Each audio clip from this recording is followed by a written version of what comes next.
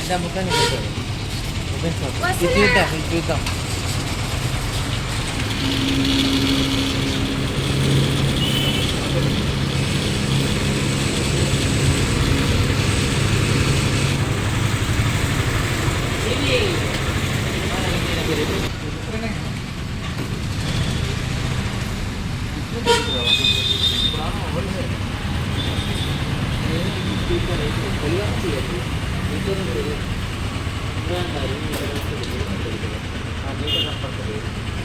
అన్ని ఇక్కడ పెట్టేస్తాం మొత్తం.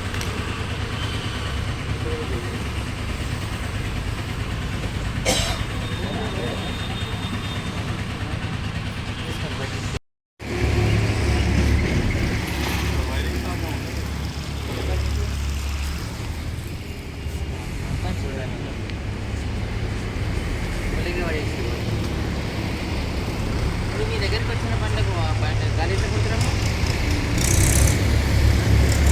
ఎన్ని రోజులు చెప్తారు అట్లా? అంటే ఎన్ని రోజులు చెప్తారు? ఏం లేదా పని చేసి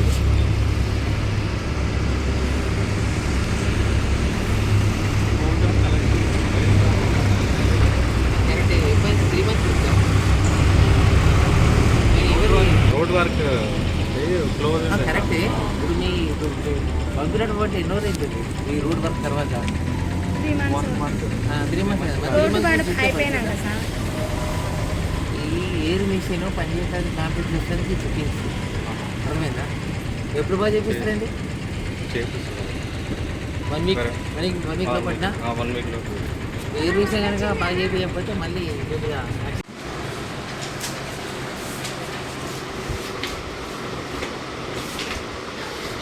పెట్రోలియం ఎక్స్పోజ్ ఉందా బాబు?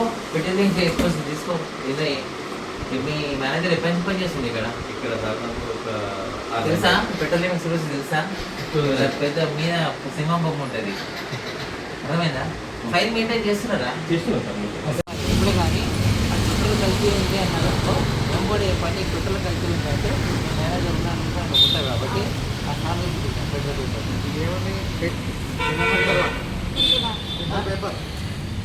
దీన్ని మేము ప్లాటింగ్ పేపర్ అంటాం, ఫిల్టర్ పేపర్ అంటాం. దీని మీద తీసుకోవాలి, ఆఫీస్ దగ్గర నుంచి తీసుకోవాలి, ఆఫీస్ దగ్గర తీసుకోవాలి. దీని మీద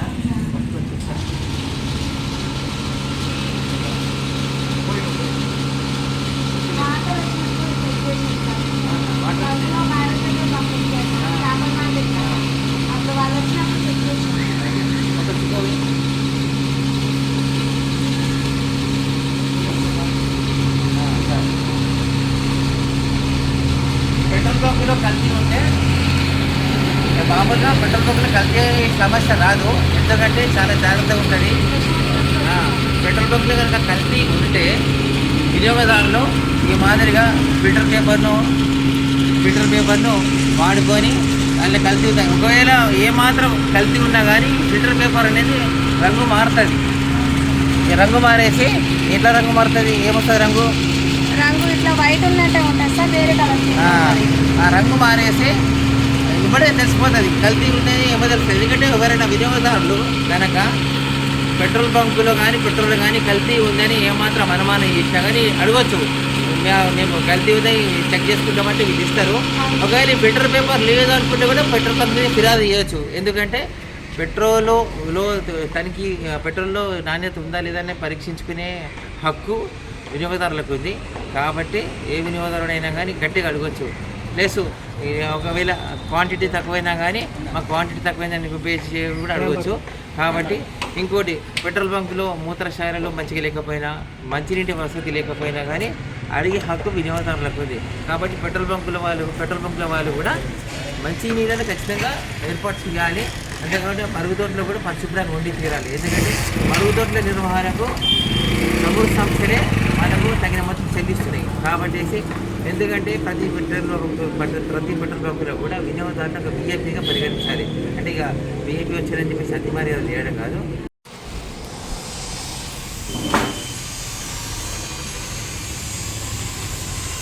ఓపెన్ చేసా డబ్బా ఓపెన్ చేస్తారా? ఏంటిది ఎందుకు చేస్తారు? సీలింగ్ పెట్టిస్తారా? ఈ సీల్ ఎందుకు వేస్తారమ్మా చెప్పు. ఇది తూనికల కొలతల శాఖ వాళ్ళు వేస్తారు. అవును సార్. ఎందుకోసం వేస్తారు? లీటర్స్ ఇవన్నీ సీలింగ్ చేస్తారు. ఎందుకంటే ఇది కనుక ట్యాంపర్ అయిందనుకో, ఈ వైర్ తెగిపోయినా ఈ సీల్ తెగిపోయినా కానీ ఈ బంకులో ఏదో మిస్టేక్ కాదు, ఫ్రాడ్ జరుగుతుందని ఫ్రాడ్ జరుగుతుంది అనుభవిస్తారు. అందుకోసమనే ఇది ఫర్ ట్యాంపర్ ఊళ్ళకి వస్తారు కానీ సరిగా వాళ్ళు వచ్చి కొత్త ఇస్తారు, సీలింగ్ చేస్తారు. ఇంతకుముందు ఎప్పుడు చెక్ చేసినా బాబు ఇప్పుడు అంటే నేను చెక్ చేసేది చూడండి. మీ బంక్ ఇప్పుడు ఎప్పుడు మళ్ళీ నా పేరు మాచన రఘునందన్, పౌర సరఫరాల శాఖ ఎన్ఫోర్స్మెంట్ డిప్యూటీ తహసీల్దార్ని, నల్గొండ జిల్లా. ఈరోజు కొన్ని జిల్లా వ్యాప్తంగా కూడా కొన్ని పెట్రోల్ బంకుల్లో యాదృచ్ఛికంగానో లేకపోతే పరిస్థితుల ప్రభావాలనో ఎయిర్ ఇంజిన్లు పనిచేయట్లేదు, మంచినీళ్ళు సరిగా ఉండట్లేదు, ప్లస్ మరుగుదొడ్లు కూడా శుభ్రంగా ఉండలేవు అని చెప్పేసి ఫిర్యాదులు వచ్చినాయి.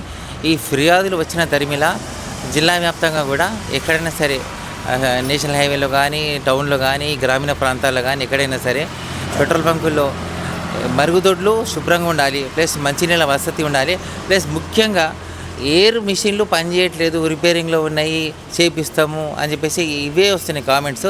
ఇవన్నిటిని దృష్టిలో ఉంచుకొని ప్రతి చోట పెట్రోల్ బంకులను తనిఖీ చేయడం జరిగింది. నాతో పాటు మా డీటీ ముబీనుల్లా గారు ఉన్నారు. ఎందుకంటే వినియోగదారులను కొంచెం విఐపీలుగా ఆదరించాలి అని ఒక నియమం ఉంది. అయినప్పటికీ కూడా వినియోగదారులు ఎంతసేపు ఏ బంకుకు పోయినా కానీ ఎయిర్ మిషన్లు పనిచేస్తలేవు, టాయిలెట్స్ సరిగా ఉండలేవు అని చెప్పేసి కంప్లైంట్స్ ఇస్తున్నారు. ఈ ఫిర్యాదుల నేపథ్యంలోనే ఇవాళ నల్గొండ పట్టణంలో అన్ని పెట్రోల్ బంకులను కూడా ముమ్మరంగా తనిఖీ చేయడం జరిగింది. నాణ్యత పరీక్షలు ప్లస్ ఇంకేమైనా లోటుపాట్లు ఉన్నాయని కూడా తనిఖీ చేయడం జరిగింది. కావున పెట్రోల్ బంకు యాజమాన్యాలు ఖచ్చితంగా మరుగుదొడ్లు శుభ్రంగా పెట్టుకోవాలి. అంతేకాకుండా ఎయిర్ మిషన్లను ఎక్కడైనా సరే రిపేర్కి వచ్చిందంటే తక్షణ కర్తవ్యంగా 2-3 రోజుల్లోనే రిపేర్ చేయించి పెట్టుకోండి.